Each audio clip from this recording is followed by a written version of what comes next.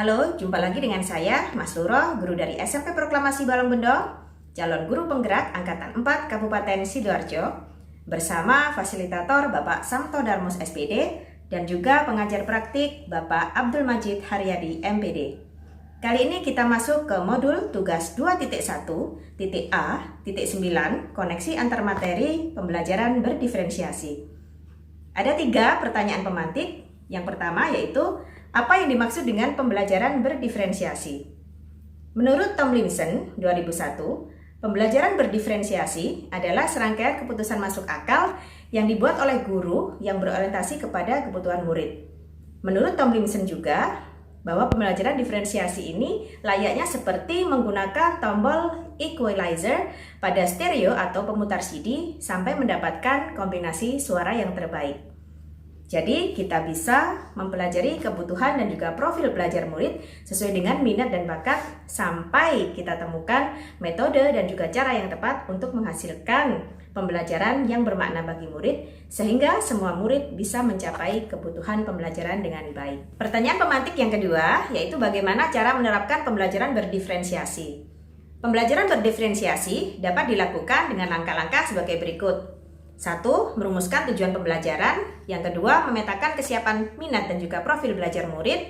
Ketiga, melakukan diferensiasi konten, proses, dan juga produk.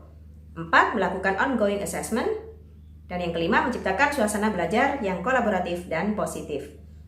Pertanyaan pemantik yang ketiga, jelaskan bagaimana pembelajaran berdiferensiasi dapat membantu memenuhi kebutuhan belajar murid untuk mencapai hasil belajar yang optimal.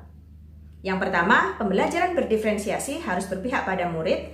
Yang kedua, strategi pembelajaran didasari oleh kebutuhan belajar murid, meliputi kesiapan, minat, dan juga profil belajar. Yang ketiga, lingkungan belajar yang positif, kolaboratif, dan juga saling menghargai. Strategi pembelajaran berdiferensiasi yang pertama yaitu diferensiasi konten. Adalah mendiferensiasi materi yang diberikan kepada murid berdasarkan kebutuhannya dan atau memodifikasi bagaimana murid dapat mengakses materi tersebut. Kedua, diferensiasi proses adalah usaha untuk membantu murid memahaminya materi pembelajaran dengan memberikan kegiatan dan juga scaffolding sesuai dengan kebutuhan murid. Yang ketiga yaitu diferensiasi produk. Adalah menghasilkan sebuah karya hasil murid sesuai dengan kesiapan belajar, minat, dan juga profil belajarnya. Bagaimana keterkaitan antara pembelajaran berdiferensiasi dengan filosofi Ki Hajar Dewantoro, nilai dan peran guru penggerak, visi guru penggerak, dan juga budaya positif? Pembelajaran berdiferensiasi dapat mewujudkan merdeka belajar. Hal ini dikarenakan semua murid terlahir istimewa dan memiliki keunikan masing-masing.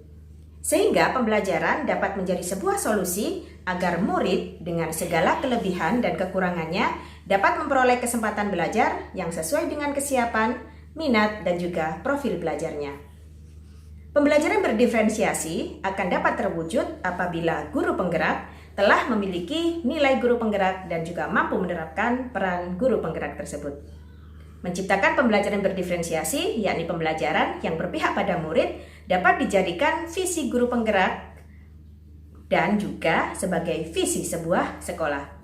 Guru penggerak harus mampu berkolaborasi dan mengidentifikasi kekuatan yang dimiliki oleh ekosistem sekolah sehingga mampu mendukung perkembangan murid berdasarkan kesiapan, minat, dan juga profil belajarnya. Pembelajaran berdiferensiasi membutuhkan lingkungan belajar yang positif, yakni lingkungan di mana 1.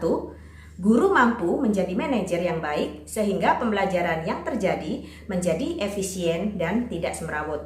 Yang kedua, setiap individu merasa diterima dengan segala kelebihan dan juga kekurangannya. Ketiga, setiap individu merasa aman, saling menyayangi, dan juga saling menghargai.